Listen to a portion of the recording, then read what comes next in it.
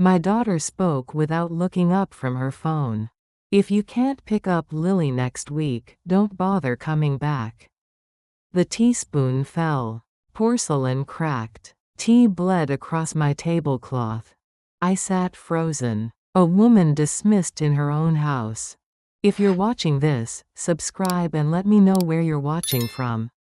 The line went dead. No goodbye. Just silence. My name is Eleanor Vale. I am 72 years old. I live alone in a small bungalow by the harbor. Most people call me Nora. I sat in my blue chair. The same chair where I've read mysteries for 11 years. Since Ethan died, the quiet settled around me like dust. Outside, gulls called across the harbor. Their voices sharp, demanding, free. My right shoulder burned. Electric pain shot down my arm. The surgeon had explained everything twice. Rotator cuff repair. 2 weeks of recovery. Maybe 3. I won't be able to drive. I had called Sloan yesterday. Explained it gently, carefully, the way you handle glass. 2 weeks, I had said. Maybe 3. I won't be able to do pickups. She didn't pause, didn't ask about the pain, the surgery, the recovery ahead. If you can't pick up Lily next week, don't bother coming back. The words still echoed, sharp as winter wind, cold as judgment. My daughter managed other people's reputations for a living. Crisis management, damage control. She preferred clean words, deliverables, optics, metrics that made sense on spreadsheets. Childcare had become another line item, another service to optimize, another vendor to manage. I used to be a librarian. 37 years at Harbor Community. I believed in softer things. Quiet spaces where thoughts could grow. Wonder that bloomed between pages. The promise of return. Books always came back. People too, if you were patient. The surgery was scheduled for 6 a.m. Rotator cuff repair. The kind that turns doorknobs into mountains. Coffee cups into daily challenges. Seat belts into puzzles. I had carried too much for too long. Boxes from their 3 moves. Groceries for their dinner parties. Lily's backpack stuffed with projects. Other people's emergencies that became mine. My body kept the score.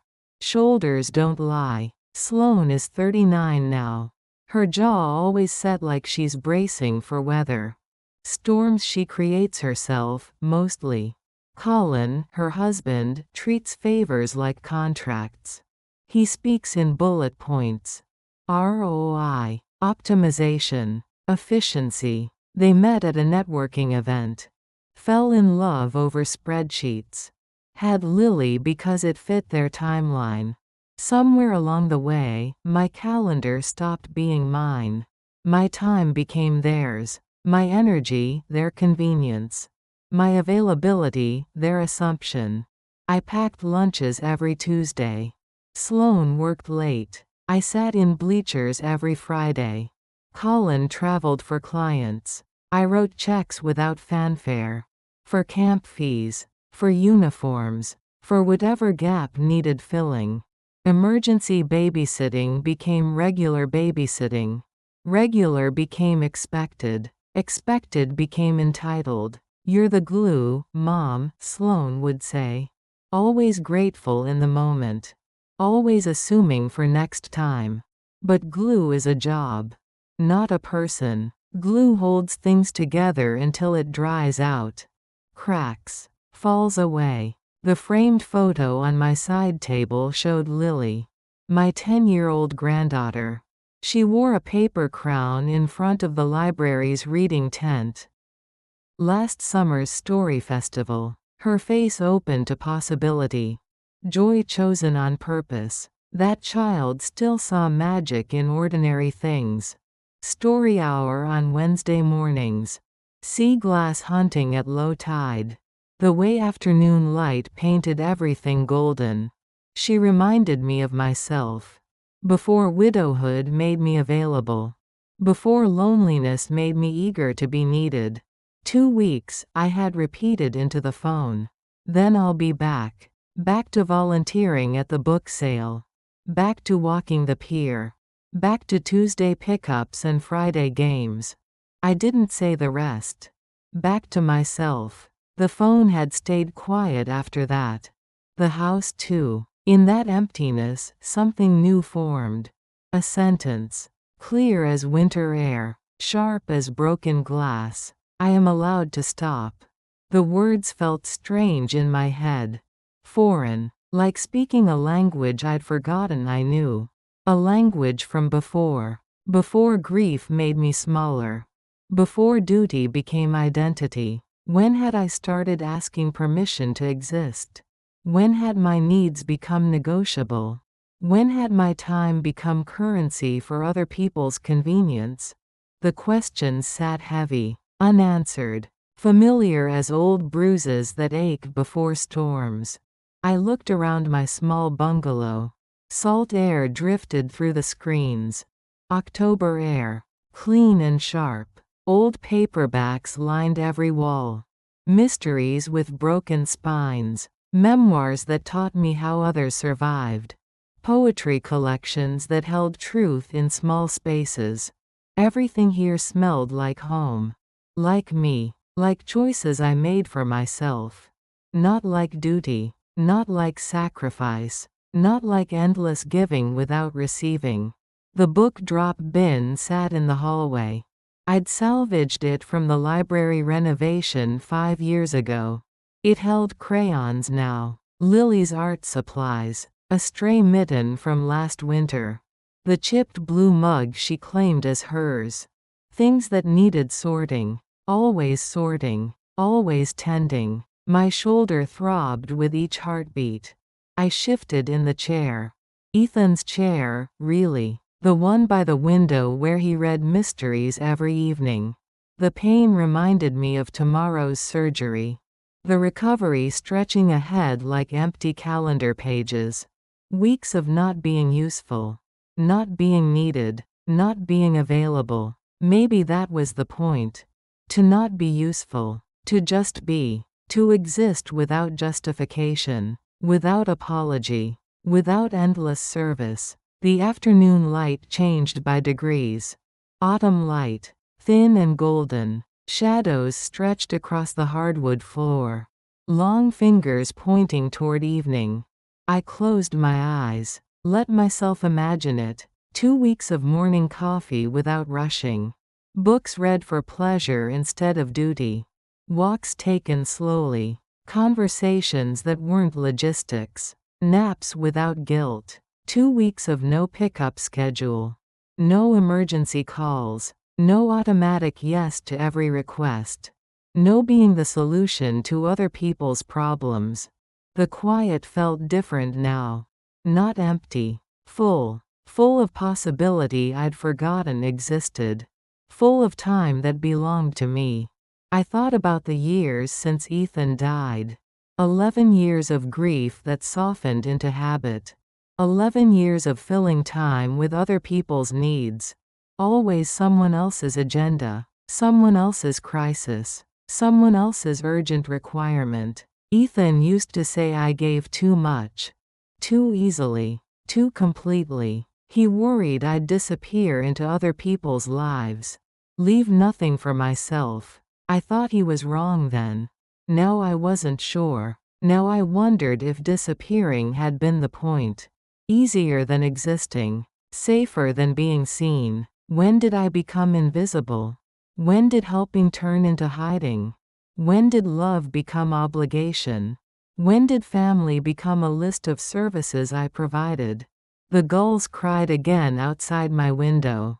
Their voices carried over the water. Over the rooftops. Over the small lives happening below. They didn't ask permission to be heard. They just were. Present. Demanding. Alive. I opened my eyes. The room looked the same. Faded blue walls that needed painting. Books everywhere like old friends. Ethan's empty chair still angled toward the light. But something had shifted. Inside me. A small crack in a wall I'd built without noticing. Being indispensable, I realized, is just another word for invisible. The sentence landed soft but certain. Like truth does. When you finally stop running from it. When you stop making excuses for it.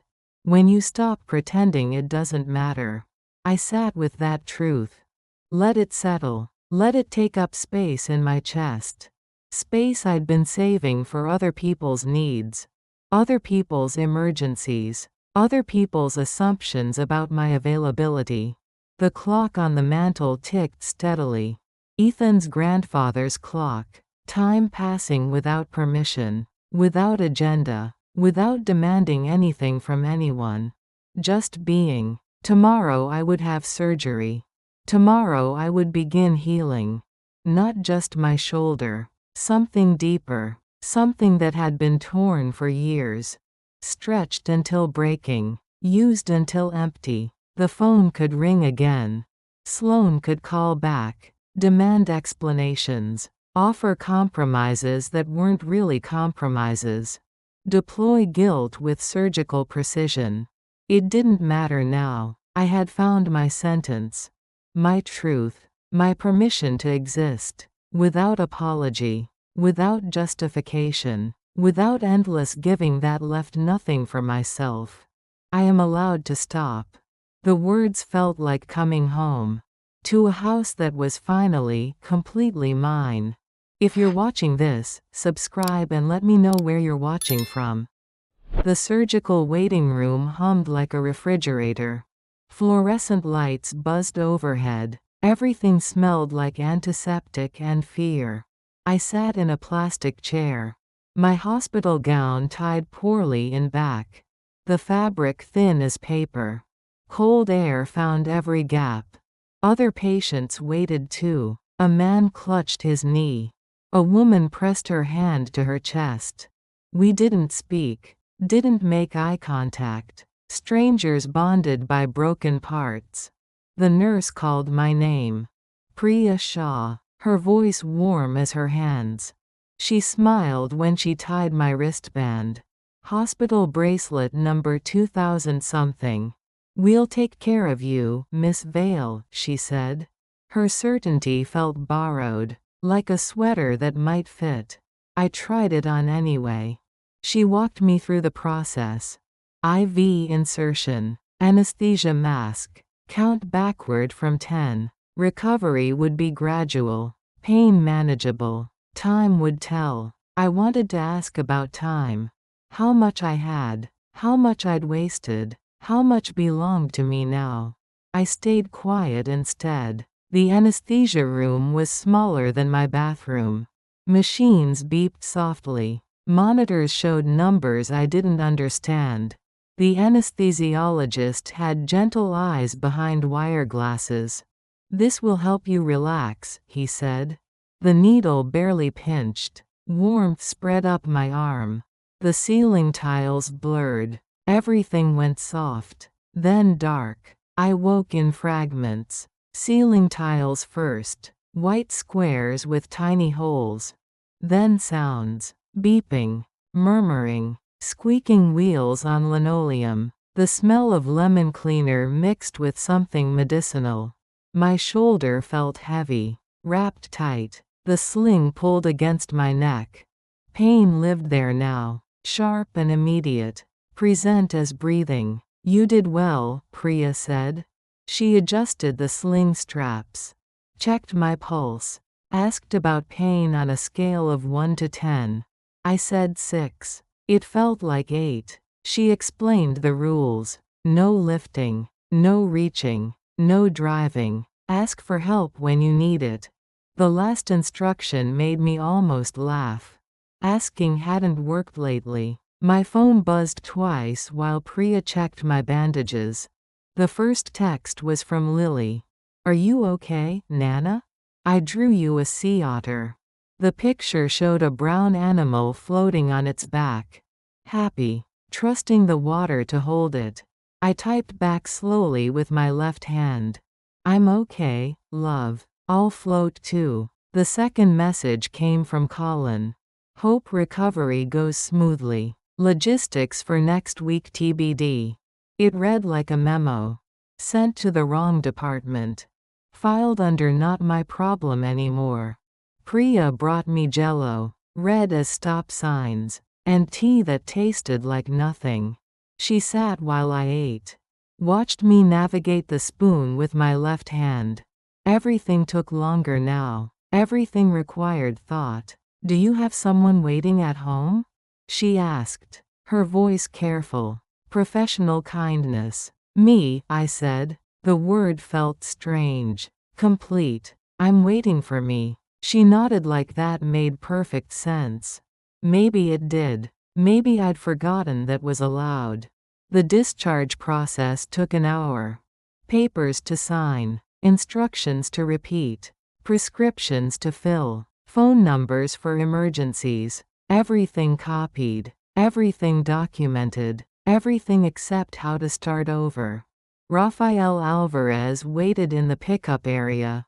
My neighbor. A man who spoke in actions instead of words. He helped me into his truck without fuss. Adjusted the seatbelt around my sling. Drove carefully over potholes. We didn't talk much. He asked about pain. I said manageable. He asked about groceries. I said I'd manage. He nodded, understanding the space between words. Back at my bungalow, the air smelled different. Salt and old paperbacks, yes. But something else too. Possibility. Space. The absence of rushing toward someone else's need. Raphael carried my prescription bag to the kitchen counter. Left a covered pot by the stove. Soup, he said. Heat slowly. Don't burn yourself. He squeezed my good shoulder gently. Once. Then left. The house felt larger somehow. Quieter. Mine in a way it hadn't been before. Like surgery had removed more than damaged tissue. Had cut away assumption. Expectation. The weight of being indispensable. I settled into my blue chair.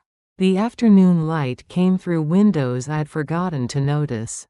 Golden. Warm. Painting everything soft. The book drop bin still sat in the hallway. Still needed sorting. Still waited patiently. But waiting felt different now. Not urgent. Not demanding. Just there. Like time itself. Available. Patient. Mine to spend or save. My shoulder throbbed against the sling. The pain medication made everything soft around the edges. Dreamlike. I dozed in my chair. Woke to longer shadows. Deeper quiet. The phone didn't ring. No one needed pickup. No one required emergency coverage. No one assumed my availability. The silence felt rich. Full. Like a room with good acoustics where every sound mattered. I woke again as afternoon turned toward evening. The light different now. Cooler. The harbor beyond my windows reflecting sky like a mirror. Peaceful. Undemanding. In the kitchen, I heated Raphael's soup slowly. Stirred with my left hand. The broth tasted like rosemary and kindness. Like care given without strings. Without expectations. Without the need to earn it. I ate at the small table by the window. Watched boats come home to harbor. Their lights beginning to twinkle. Each one choosing its own berth. Its own safe place to rest. The surgery was over. The healing had begun. Not just in my shoulder. Somewhere deeper. Somewhere that had been torn for years. Neglected. Overused. Taken for granted. I thought about tomorrow. And the day after. Weeks of recovery stretching ahead. Time that belonged to me. Time to remember who I was before I became what everyone needed. Time to float. Like Lily's sea otter. Trusting the water to hold me. Trusting myself to be worth holding. The pain was real. Present. but manageable, like truth, like change, like the courage to stop being indispensable and start being visible. To myself, for myself, as myself. The day of small lights was ending. But something larger was beginning. Something that felt like waking up after a very long sleep. If you're watching this, subscribe and let me know where you're watching from. The sling made everything deliberate. Tea took 10 minutes. Toast took 20. Buttoning my shirt took forever. But thinking took the rest. I sat at my kitchen table the third morning after surgery. Sunlight streamed through gauze curtains. Everything looked sharper somehow. Colors deeper. Edges cleaner. The bread box sat open beside my elbow. Tin painted with faded roosters. I'd pulled it from the pantry shelf yesterday. The effort had made me dizzy. But necessary. Inside were papers. Bank statements folded neat. Schedule printouts marked in my careful handwriting. Gas receipts sorted by month. The archaeology of being useful. Yellow sticky notes held the real story. Automatic transfers I'd forgotten about. Deposit slips for things called household support. Camp registration marked paid in full. Music lessons. Soccer cleats. The pediatric dentist. When had I started paying to stay invited? I spread the papers across the table. Numbers don't lie. Numbers don't make excuses. They just add up, and up, and up. $47 for gas cards each month. Sloane's commute was long. $120 for Lily's activities. She needed enrichment. Colin's idea. $200 for groceries delivered to their house. They worked such long hours. Each payment automatic. Each withdrawal approved. Each month a little less in my account. A little more expected. The phone sat silent on the counter. Third day now. No calls requesting coverage. No texts about logistics. No emails with updated schedules. The silence felt strange. Like walking in a house after everyone's moved out. I reached for my phone with my good hand. Dialed the bank. Community Harbor Savings. Rena answered on the second ring. "Good morning," she said. "How can I help you?" "My name is Eleanor Vale," I said. "I need to make some changes." Rena's voice stayed professional. Warm. "What kind of changes, Mrs. Vale?" "I want to cancel automatic transfers. All of them. And I need to open an education account for my granddaughter. Something separate. Something protected." Rena's fingers clicked on her keyboard. "I can help with that. Let me pull up your account." I waited. Listened to classical music play softly through the phone. Watched dust motes dance in the morning light. Everything felt suspended. Waiting. "I see the transfers you're referring to," Rena said. 5 automatic payments to the same household. "Is this correct?" "Yes," I said. "Cancel them all. And for the education account, we have several options. A 529 plan would give you the most control. You'd be the owner. Your granddaughter the beneficiary." "Perfect," I said. "No parental access. Distributions only for education." "I understand. And would you like me to notify the other parties about the cancelled transfers?" "No," I said. The word came out firm. Final. "I'll handle my side of things." After we finished, I sat at the table holding the receipt.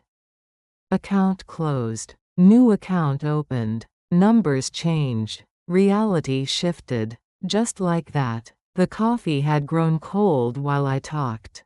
I heated it in the microwave. One-handed was awkward but possible. Everything was possible if you gave it time. Raphael knocked at the back door around noon. He carried a canvas bag from the grocery store. Soup ingredients. Crackers. The kind of milk that didn't need refrigeration. You shouldn't be lifting, he said. His English careful, accented. He'd lived next door for 15 years. We'd exchanged holiday greetings, borrowed lawnmowers, shared hurricane preparations. Nothing deeper until now. Thank you, I said. How much do I owe you? He waved the question away. Neighbors help neighbors. No ledger. He put groceries in my pantry. Arranged them so I could reach everything. Left a container of homemade caldo on the stove. The smell filled the kitchen. Cilantro, lime, comfort. After he left, I opened a new composition notebook. Black and white marble cover like the ones from school. I wrote at the top of the first page, not a list of debts. A list of doors. Under that, I wrote 1. Call attorney about will. 2. Return library volunteer form. 3. Change the terms. The pen felt strange in my left hand. Letters wobbled, lines wandered, but the words were mine. The choices mine. The doors mine to open or close. I thought about Lily, 10 years old, smart as paint, creative like her grandfather. She deserved more than being caught in the middle. More than being used as leverage. The education fund would grow. Compound interest working in her favor instead of against mine.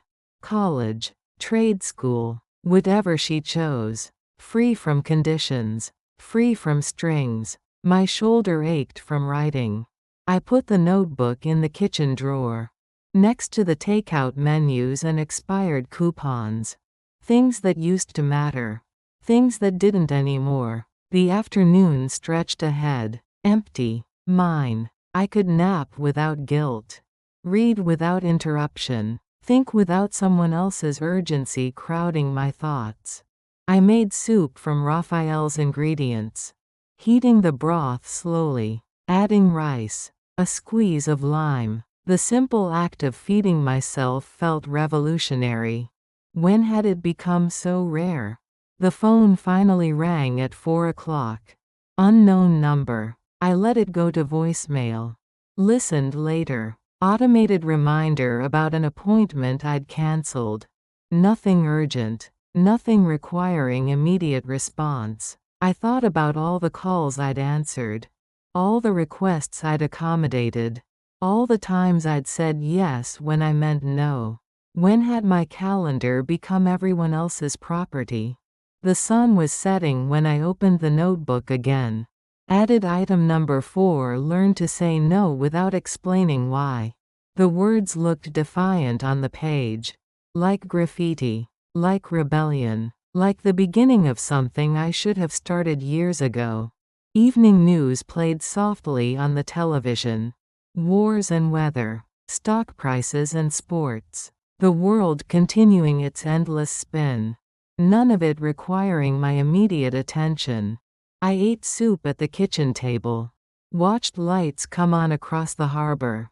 Other people making dinner. Helping with homework. Planning tomorrow. Living lives that didn't revolve around my availability. The notebook lay open beside my bowl. Black ink on white paper. Simple equations. Clear boundaries. The mathematics of self-respect. Before bed, I added one more line. Remember who you were before you became what everyone needed. The pen moved easier now. Left-handed but determined. Like I was learning a new language. The language of enough. Of boundaries. Of doors that locked from the inside. The ledger was balancing, finally, in my favor. If you're watching this, subscribe and let me know where you're watching from. Attorney Yvonne Chang's office used to be a dentist's practice. You could still see where the sinks had been. Capped pipes. Tidy patches of different paint. History layered over but not erased. She greeted me like someone who remembered the names of your favorite authors. Gentle. Precise. No hurry in her voice. Ms. Vale, she said. Come in. How's the shoulder healing? It insists on being noticed, I said. We both smiled at that. Small truths shared between strangers who might become allies. Her office smelled like lemon oil and old paper. Legal books lined the walls. Thick spines holding decades of decisions. Other people's choices made permanent. Binding. We sat with tea and the language of careful decisions. Yvonne was exact without being sharp. Like good indexers are. She made complicated things clear. You can leave the house to whomever you wish, she said. A bequest to the Harbor Library's literacy program is lovely. Meaningful. If you want a life estate now and transfer on death later, we'll make it clean. I want a small endowment, I said. Call it the window seat fund. Let it buy picture books and bus passes. For kids whose parents can't get them to story hour. Her pen moved across yellow paper. Neat handwriting. Careful clauses. And your daughter? She asked. Her voice didn't press. It opened space for truth. No distributions to Sloane or her husband, I said. The words felt strange. Final. I'm not punishing. I'm unclasping. She nodded like that made perfect sense. Like women my age made these choices every day. Maybe they did. Maybe I was finally joining a conversation already in progress. We talked about power of attorney. Health care directives. The machinery of ending well. Everything documented. Everything witnessed. Everything legal and binding. I need someone to read a letter aloud if required, I said. Someone with a gentle voice. My neighbor Rafael Alvarez. He makes bad news sound bearable. Yvonne made notes. Asked for his full name. Address. Phone number. The details that turn intentions into actions. Wishes into law. The paperwork took 2 hours. Signing. Initialing. Witnessing. My left hand cramped from the effort. But every signature felt like claiming something. Staking territory that was mine. Back home, Raphael was watering my zinnias. He didn't mention it, just nodded when I pulled into the driveway. Helped carry my purse to the porch. You looked pale this morning, he said. Everything okay? Legal business, I said. Making sure things are clear. He understood without details. Some conversations need only headlines. He held out a mason jar of caldo. Still warm. Eat, he said. Then he was gone. Back to his own garden. His own quiet life. I sat at my kitchen table with the soup. The broth tasted like rosemary and mercy. Like care given without conditions. Without strings attached. Without the need to earn it through service. The legal documents sat in a manila folder beside my elbow. Will. Trust documents. Powers of attorney. The architecture of autonomous dying. Of death on my own terms. I opened my composition notebook. Added item number 5 to my list. Write the letter for Raphael to read. The blank page waited. Patient as paper always is. I thought about what needed saying. What needed witnessing. What needed to be heard after I could no longer speak. Dear family, I began. Then stopped. Scratched it out. Started again. To anyone who needs to understand. The words came slowly. Left-handed. Wobbly but honest. I wrote about choosing to give forward instead of back. About boundaries that weren't punishment. About dignity that didn't require performance. This is not a verdict on anyone's worth, I wrote. Only a boundary around my own. The afternoon light shifted while I worked. Golden became silver. Warm became cool. The harbor beyond my windows reflected sky like brushed metal. Beautiful. Indifferent. Eternal. I wrote about the library fund. About Lily's education account. About the house that would become books and learning. Concrete things. Lasting things. Things that would matter when I didn't. The letter grew to 2 pages. Then 3. Not angry. Not accusatory. Just clear. Like clean windows that let light pass through without distortion. I signed it Eleanor Vale. My full name. Legal and complete. Then folded it carefully. Slipped it behind the first page of my notebook. On page 4, I wrote another sentence I wanted to carry. Dignity is not a performance. The words looked right on paper. True, like something I'd known but forgotten. Something I was remembering piece by piece. Evening came quietly. No phone calls. No emergency requests. No one needing immediate solutions to problems they'd created. The silence felt rich. Full. Like a room with perfect acoustics. I heated leftover soup for dinner. Ate at the table by the window. Watched boats return to harbor. Each one choosing its own berth. Its own safe place to rest. The legal business was finished. The papers signed. The future organized according to my wishes instead of other people's expectations. The relief felt physical. Like setting down a weight I'd carried so long I'd forgotten it wasn't part of me. Before bed, I put the folder in my bedroom dresser. Top drawer. Next to Ethan's watch and my grandmother's pearls. Things that mattered. Things worth preserving. Things worth protecting. I looked at myself in the dresser mirror.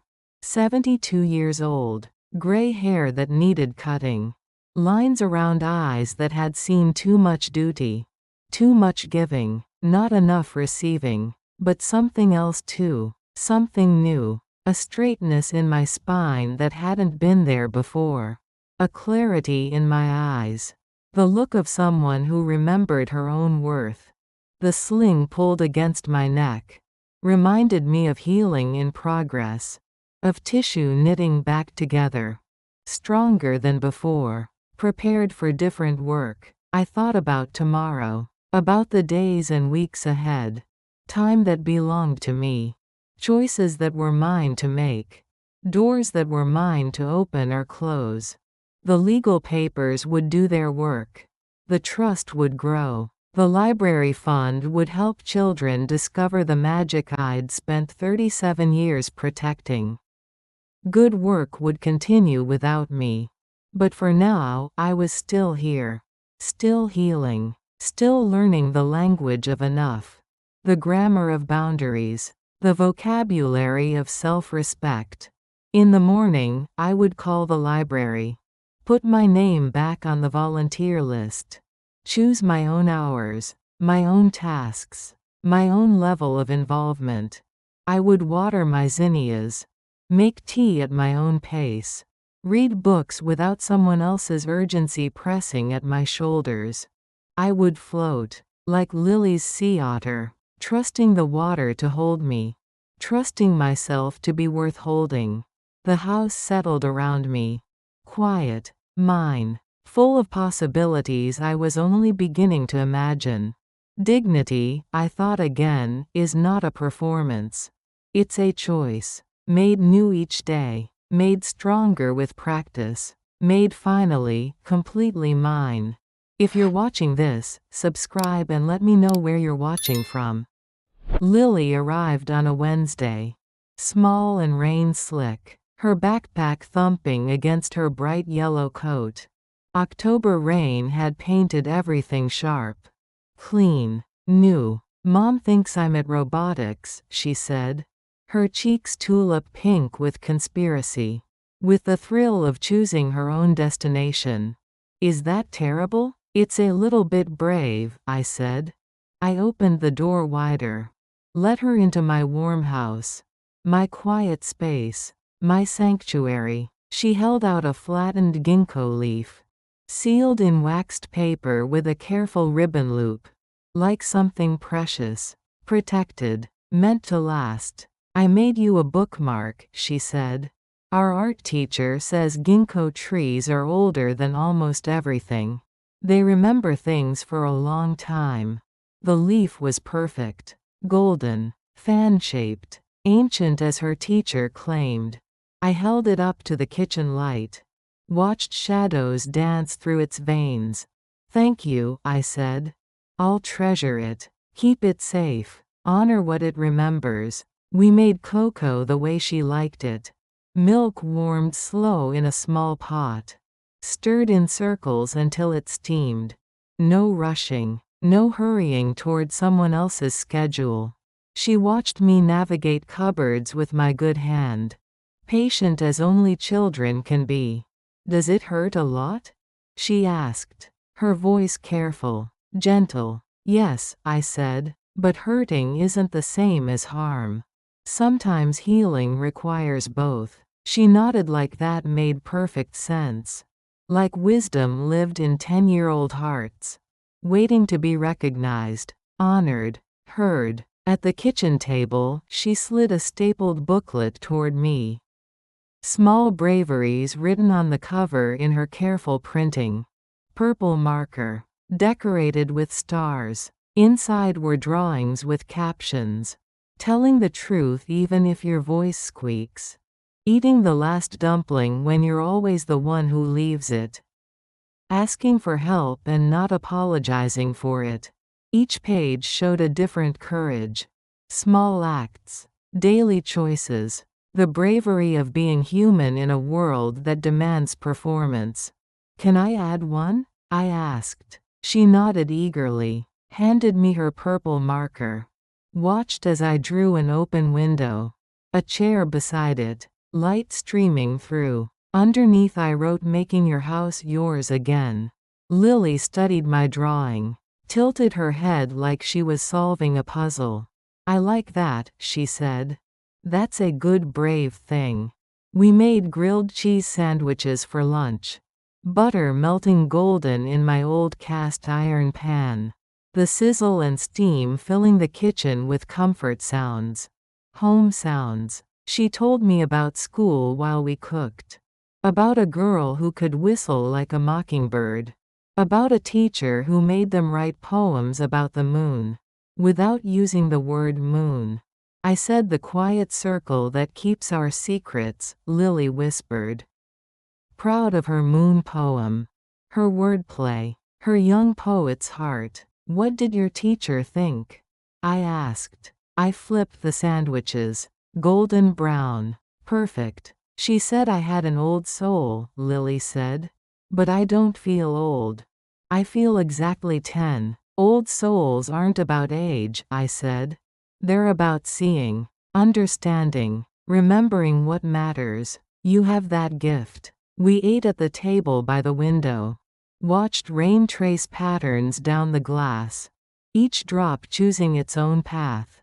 Its own speed. Its own destination. After lunch, we sorted through the book drop bin.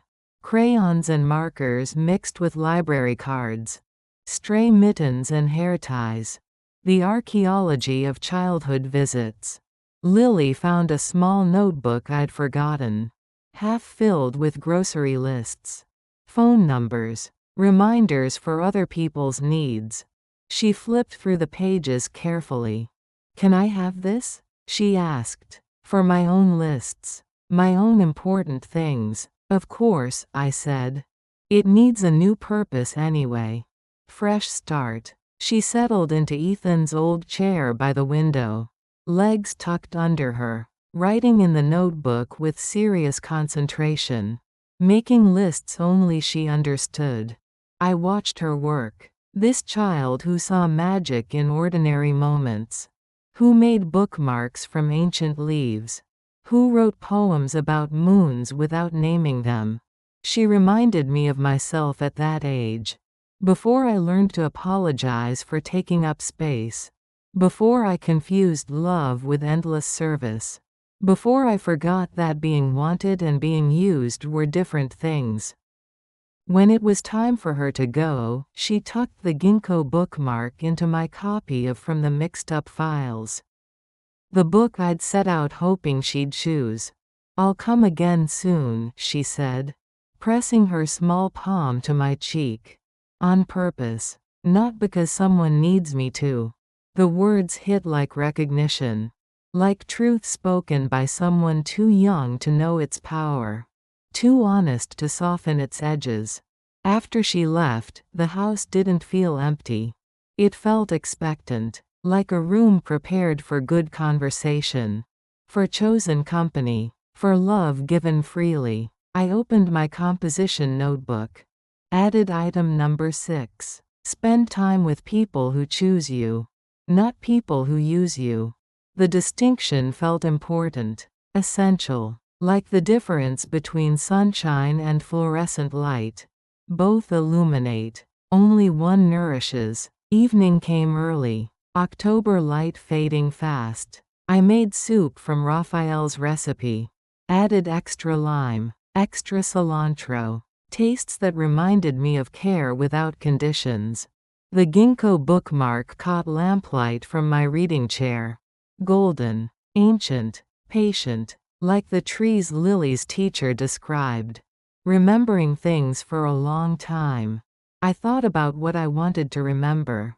What deserved preservation. What should be passed down to granddaughters who still believed in moon poems. In small braveries. In the courage of taking up space. Not the years of being indispensable.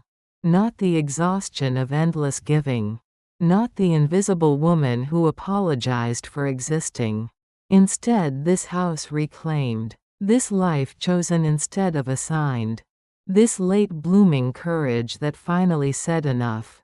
Said no. Said mine. The rain stopped while I was reading. Left everything washed. Clean. Ready for whatever came next. The harbor beyond my windows reflected streetlights like scattered coins. Wealth of a different kind.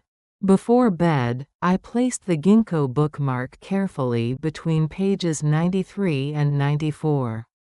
Where Claudia first realized the museum could be home. Where running away led to running toward. Some stories, I thought, begin with leaving. Others with staying. This one began with remembering that both were choices.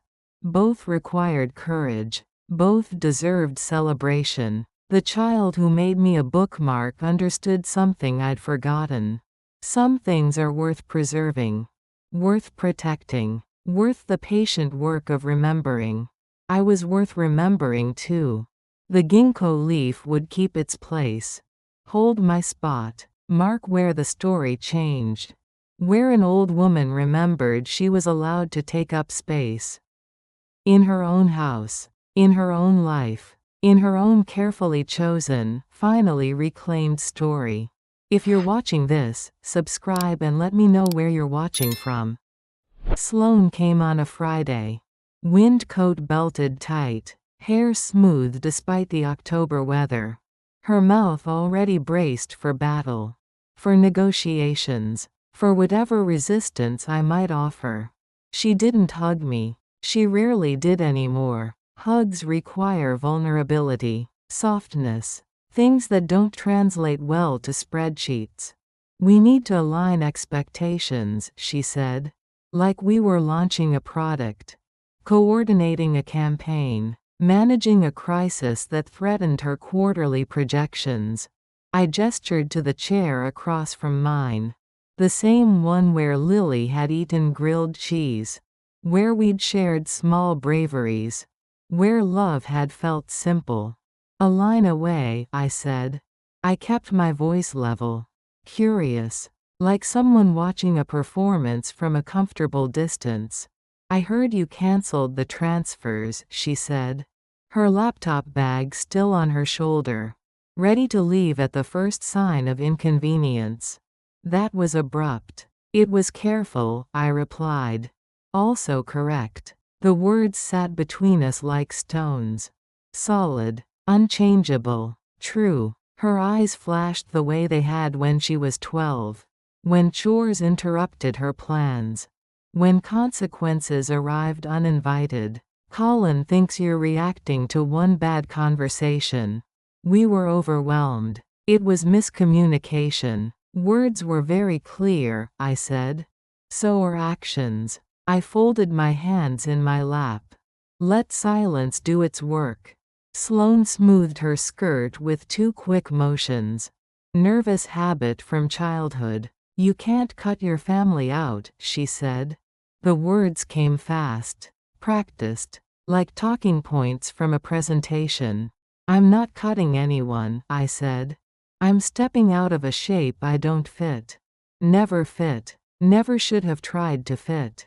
She crossed her arms. Defensive posture. Boardroom stance. You sound like one of those boundary podcasts. This feels like punishment, Mom. It's a door, I said. With a lock and a welcome mat. Which thing you notice first is up to you. The afternoon light caught the silver in her hair. My daughter was getting older too. Lines forming around her eyes. The burden of managing everyone's image finally showing on her own face. She stood abruptly, already reaching for her bag. We'll draft a plan for Lily's logistics, she announced. Like Lily was cargo, a shipment to be managed, tracked, delivered efficiently. I'll make plans with Lily directly, I said. She is always welcome here. Always wanted. Never needed to earn her place. Requests from you are no longer presumed. Sloane's mouth opened, closed. The old version of me would have rushed into that silence. Would have built bridges from apologies. Scaffolding from guilt. Ladders from endless explanation. I let it be. Let her discomfort sit where it belonged. In the space between what she expected and what I offered. She left without another word. Car door slammed. Engine started. Gravel crunched under expensive tires. The sounds of someone who believed departure was a weapon. I remained in my chair. Watched her taillights disappear around the harbor curve. Felt nothing but relief. The relief of finally matching my actions to my words. 20 minutes later, an email arrived. From Colin. Subject line: mutual understandings. The corporate language of someone who treated relationships like contracts. Emotions like market fluctuations. His message was bullet points. Numbered clauses. Terms and conditions for continued family access. Like I was a vendor requiring new negotiations. Updated service agreements. Performance metrics. I didn't write back. Didn't engage with the premise. Didn't validate the assumption that love required terms. That family operated like business partnerships. That my worth was measurable in services rendered. Instead, I walked to my front porch. The evening air was cool. Clean. The harbor beyond reflected streetlights like scattered prayers. Each one separate. Each one sufficient. I set 3 paperbacks on the porch rail. Mystery. Memoir. A gardening guide with soil-stained pages. Books that had served their purpose in my life. Ready for new readers. New purposes. New homes. Above them, I hung a hand-lettered sign. Cardboard from a cereal box. Black marker in my left-handed script. Free books. Take 1, leave 1. No due dates. The gesture felt rebellious. Generous without conditions. Available without strings attached. The opposite of everything I'd been trained to be. By evening, all 3 books were gone. In their place, someone had left a ceramic teacup. Chipped but clean. And tucked inside the cup, a child's note. Careful printing on lined paper. Thank you for the dragon book. It was the best story ever. I hope you have more adventures. I held the note to the porch light. Read it twice. 3 times. Let the words sink into places that had been empty too long. Places that had forgotten what appreciation looked like. What gratitude sounded like. What genuine connection felt like. The child didn't know my name. Didn't owe me anything. Hadn't been assigned to thank me. Had simply received something good and wanted to give something back. The economy of kindness. Pure. Unstructured. Free. I carried the teacup inside. Washed it gently. Placed it on my kitchen windowsill where morning light would find it. Where it could hold small treasures. Wildflowers. Sea glass. Reminders of gifts given and received without negotiation. The house felt different after Sloane's visit. Not wounded. Not diminished. Cleaner. Like air after a storm passes. Space cleared. Pressure released. Truth finally spoken and heard. I thought about the door I'd mentioned. The one with a lock and welcome mat. Both were real. Both were necessary. Both were mine to control. The lock kept out what didn't serve. Demands disguised as requests. Guilt packaged as love. Obligation masquerading as family duty. The things that had worn me down. Made me smaller. Made me disappear. The welcome mat invited what nourished. Lily's honest affection. Raphael's quiet care. Strangers who left thank you notes in chipped teacups. The connections that asked nothing except presence. Acceptance. The simple courage of being human. Before bed, I opened my composition notebook. Added item number 7. The difference between being missed and being useful is everything. Sloane would miss my usefulness. My availability. My automatic yes to every request. The convenient grandmother who appeared when summoned. Disappeared when dismissed. Asked for nothing. Expected less. But she wouldn't miss me. The woman who read poetry. Who remembered every child's name from 37 years of story hours. Who made the world's best grilled cheese sandwiches. Who deserved love that didn't require service. There was freedom in that recognition. Painful freedom, but freedom nonetheless. The freedom of no longer pretending that being used was the same as being loved. That being needed was the same as being wanted. The harbor breathed its ancient rhythm outside my windows. In and out. Constant. Reliable. Asking nothing. Giving everything necessary. Teaching by example what it meant to be essential without being desperate. I closed the notebook. Turned off the lights. Walked to my bedroom in a house that was finally, completely mine. Where every door opened and closed according to my wishes. My needs. My choices. Tomorrow I would put more books on the porch rail. Would water my zinnias. Would make tea at my own pace. Would exist without apology. Without explanation. Without the exhausting performance of being indispensable. The lock would hold. The welcome mat would remain. Both would serve their purpose. Both would keep me safe while keeping me open. Both would remind me that boundaries aren't walls. They're doorways that open only when we choose. Only when we're ready. Only when love arrives without conditions attached. The visit was over. The terms were set. The door was mine to open or close. And I was finally, completely free to choose. If you're watching this, subscribe and let me know where you're watching from. When Sloane's text arrived, I read it twice.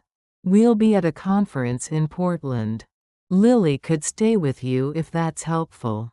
The words arranged like an afterthought. A convenience. A solution to their logistics problem. I stared at the message for a long time. Felt the old reflexes stirring. The automatic yes. The grateful acceptance. The relief at being needed again. Then I typed my response. Slowly. With my left hand. With deliberate care. Lily can stay because she wants to. Because I do too. Not because you need coverage. The distinction mattered. Everything depended on that distinction. Love freely given versus service reluctantly extracted. Choice versus obligation. Want versus need. Sloane's reply came quickly. Whatever works. Like my clarification was irrelevant. Like the difference didn't matter to anyone but me. Maybe that was enough. Maybe mattering to me was finally sufficient. Lily arrived Tuesday evening with a small purple suitcase. 2 books tucked under her arm. A field guide to tide pools. A novel with a white horse on the cover. Stories to sustain her through a week of chosen time. She hugged me carefully around my healing shoulder. Breathed in the smell of my house. Salt air and old books. Soup simmering on the stove.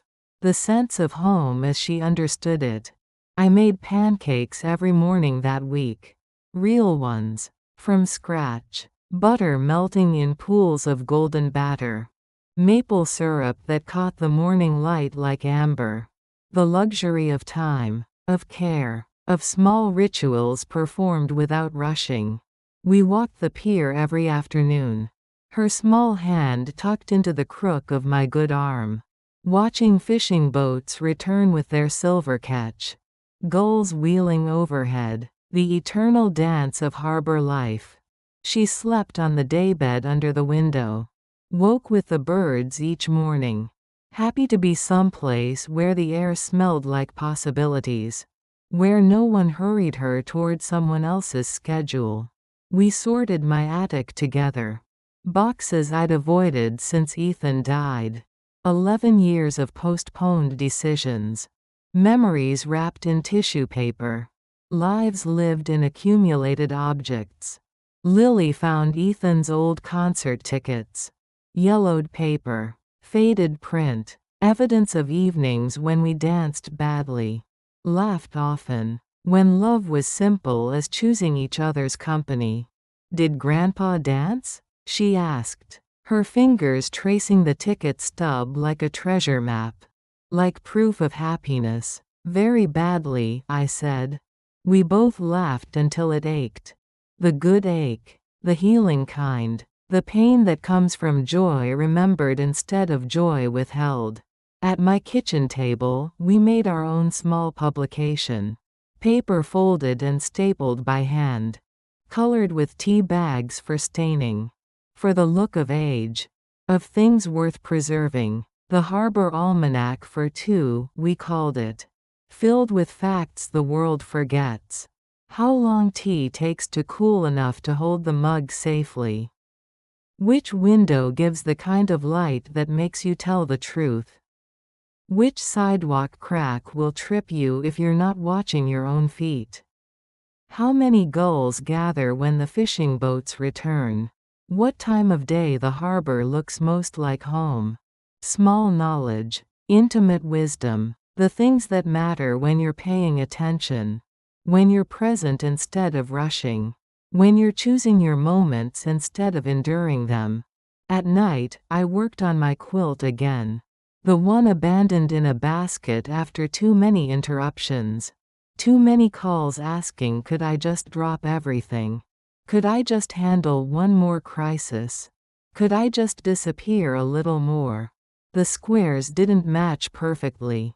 The stitching wandered sometimes. It looked handmade, human. Like something that chose usefulness over perfection. Function over form. Lily ran her small fingers along the seams. It feels like map lines, she said. Like someplace you could find your way with.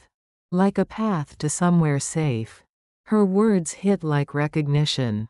Like truth spoken without knowing its weight. The quilt was a map. To the woman I used to be. To the woman I was becoming. To the place where both could coexist. Friday afternoon, we packed a basket and walked to the library. Harbor Community. Where I'd spent 37 years believing in the power of stories. In the democracy of books. In the quiet revolution of literacy. I put my name back on the volunteer schedule. My own handwriting. My chosen hours. My selected tasks. No one else's urgency. No one else's emergency. No one else's automatic assumption of my availability.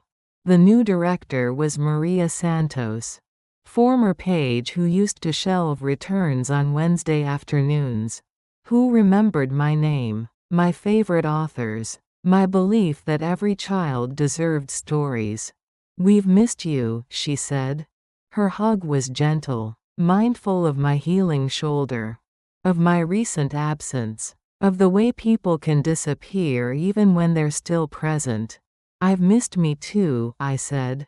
The words surprised us both. Their honesty, their simplicity, their recognition of loss that had nothing to do with geography. Saturday evening, Lily stood at the front of the library's small auditorium. 20 folding chairs arranged in careful rows. A handful of parents, some neighbors, Raphael in the back row, nodding encouragement. She read the first page of the Harbor Almanac for two. Her voice steady, clear, proud of what we'd created together. Sometimes bravery is just choosing the chair by the window and staying there, she read. When she finished, she looked directly at me. Not for permission, not for approval, for joy, for the pleasure of sharing something good, something true, something made with love instead of obligation. I gave her both. Permission and joy, approval and pride, the gifts that cost nothing, demand nothing, ask only for presence, for witness, for the courage to celebrate small victories. After the reading, Raphael pressed my good hand gently. You look lighter, he said. Like a woman who put down a crate she carried too far. Who finally remembered she could set it down. I did, I said. And I kept the good parts. The parts worth carrying. The parts that belonged to me all along. The harbor breathed its ancient rhythm around us. In and out, constant as tides, reliable as sunrise, teaching by example what it meant to be essential without being desperate. We walked home slowly, Lily chattering about the applause, about the questions from the audience, about the boy who asked if we'd write another almanac, about the possibility of sequels, series, stories that continued. At my front porch, I paused, looked at my house in the evening light, windows glowing warm, books on the rail waiting for new readers, the sign that said take one, leave one, no due dates. Everything looked the same, but felt transformed, like coming home after a long journey, like recognizing a place you'd forgotten you loved, like remembering why you chose this life, this location, this particular way of being in the world. Inside, Lily arranged her things for departure. Tomorrow her parents would return, reclaim their daughter, resume their schedules, return to their complicated dance of demanding and withholding. But this week had happened. These days belonged to us. This time had been chosen freely, given gladly, received gratefully. No conditions, no strings, no hidden costs or deferred payments. A week of true things. Real connection, chosen time, love measured in pancakes and pier walks. In stories shared and silence respected. In the luxury of being wanted for who you are instead of what you provide. The week that reminded me what I'd been missing, what I'd been giving away, what I finally had the courage to reclaim.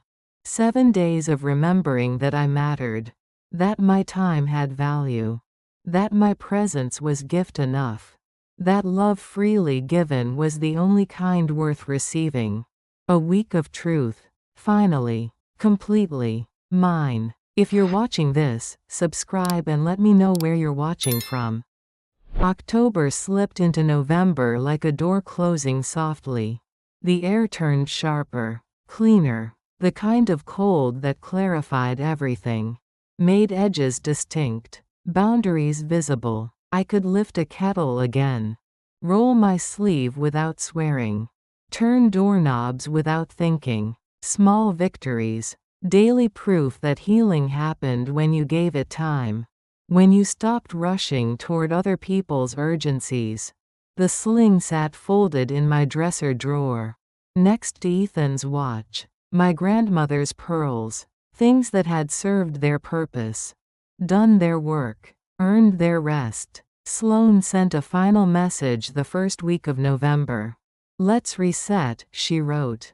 "Dinner next week?" The words arranged like a business proposition.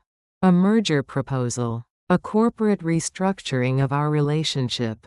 Reset implied going back. Starting over. Pretending the boundary setting hadn't happened. That the automatic transfers hadn't been cancelled. That the truth hadn't been spoken. Heard. Acted upon. I typed my response slowly. With both hands now. With complete certainty. "Not yet," I wrote. "I am not a reset button. I'm a person. When you're ready to treat me like one, call." The message sat in my phone for an hour before I sent it. An hour of second-guessing.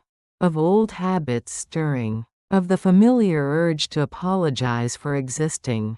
For having needs. For taking up space in my own life. But the words were true. I was not a system to be rebooted. A program to be reinstalled. A service to be restored to factory settings. I was a woman who had learned her worth. Who had boundaries. Who had choices. I pressed send. Felt the small shock of saying exactly what I meant. Nothing more. Nothing less. No cushioning. No explanation. No apology for being clear. The paperwork from Yvonne's office arrived by registered mail. Will updated. Trust established. Window seat fund officially created. Legal language that made my choices binding. Permanent. Protected from future pressure. House deeded to transfer on death to the literacy endowment. Lily's education account funded through monthly deposits. Money that would grow. Compound. Serve purposes I chose instead of demands I couldn't refuse. I slid the documents into my kitchen drawer. Next to the composition notebook. Next to the ginkgo bookmark. Next to the archaeological evidence of a woman reclaiming her life one decision at a time. On a Sunday morning, Lily stood at the front of the library's reading circle. 20 people this time. More chairs. More faces. Word had spread about the grandmother and granddaughter who wrote truth in small doses. She held up our new publication. The Harbor Almanac, Volume 2. This one about seasonal changes. About the way November light fell differently than October light. About how winter prepared the world for spring without asking permission. Sometimes bravery is just choosing the chair by the window and staying there, she read. Her voice stronger now, more certain, like someone who knew her words mattered, who trusted her audience to listen. The applause lasted longer this time. Someone asked when Volume 3 would be ready. Another person wanted to know about purchasing copies. As if what we'd created had value beyond our kitchen table. Beyond our shared afternoons. Beyond our chosen love. After the reading, Maria Santos pulled me aside. "We'd like to offer you something more formal," she said. "Head of Community Outreach. Part-time. Your own schedule. Your own projects. Your own definition of service." The word service used to make me flinch. Used to trigger automatic compliance. Endless availability. The assumption that my time belonged to anyone who asked for it. But this felt different. Service chosen instead of assigned. Work that matched my skills instead of exploiting them. Contribution instead of depletion. Addition instead of subtraction. "I'll think about it," I said. And meant it. Not the old thinking that was really delayed saying yes. The new thinking that weighed options. Considered costs. Honored my right to choose. That afternoon, Raphael and I walked the harbor path together. November wind sharp against our faces. Harbor water reflecting gray sky like brushed metal. Beautiful in its honesty. Its refusal to pretend warmth when winter was coming. "You look settled," he said.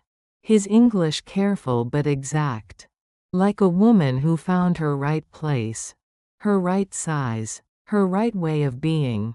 "I feel lighter," I said. Like I put down something heavy. Something that was never mine to carry. Something I picked up by accident and forgot to set down. We watched boats bob in their slips. Each one secure in its chosen spot. Protected by the breakwater. Safe from storms that would come. That always came. That could be weathered when you had the right anchor. The right harbor. The right sense of home. Back at my bungalow, the windows shone back at me. Clean. Ordinary. Mine. Light passed through them without distortion. Without the film of obligation that had clouded everything for years. Inside, I set the kettle on. Opened my notebook to a fresh page. Wrote the first line of what might become Volume 3. Or a different kind of story altogether. Or just the record of a woman learning to live deliberately. Purposefully. For herself. "This isn't the story of a woman who was shut out," I wrote. "It's the story of a woman who learned which doors were hers to open. Which were hers to close. Which had been standing open too long without her permission." The kettle whistled. Steam rose white against the kitchen window. I made tea slowly. Mindfully. With the luxury of time that belonged to me. Time that didn't need to be earned through service. Justified through usefulness. Measured against other people's needs. I thought about the months ahead. Winter settling over the harbor. Days growing shorter. Nights longer. The season when the world turned inward. Rested. Prepared for whatever came next. I would volunteer at the library. On my terms. During my chosen hours. For causes that mattered to me instead of obligations that depleted me. I would write almanacs with Lily when she visited. Which she would. By choice. Not assignment. I would tend my small house. My small garden. My small life that suddenly felt enormous. Spacious. Rich with possibility I'd forgotten existed. Time I'd forgotten belonged to me. The phone could ring. Sloan could call. Could offer compromises that weren't compromises. Could deploy guilt with surgical precision. Could demand explanations for choices that needed no explanation. It didn't matter. The door had a lock now. And a welcome mat. Both served their purpose. Both protected what needed protecting. Both invited what deserved invitation. I had learned the difference. Between being wanted and being used. Between love and transaction. Between family and function. Between giving freely and being drained completely. The clean edge of November cut through illusions. Showed things as they were instead of as I wished them to be. Revealed the truth I'd been avoiding. Had been afraid to see. Had been too tired to face. I was allowed to stop. Allowed to choose. Allowed to exist without apology. Without explanation. Without the endless performance of being indispensable to people who saw me as invisible. The tea was perfect. The house was quiet. The evening was mine. The life was mine. The choice was mine. And I was finally, completely ready to live it. On my terms. In my time. For my own reasons. With my own hopes. In my own carefully chosen, completely reclaimed story. The clean edge held. The boundary stood. The door stayed exactly where I put it. Open when I chose. Closed when I needed. Always, finally, completely mine to control.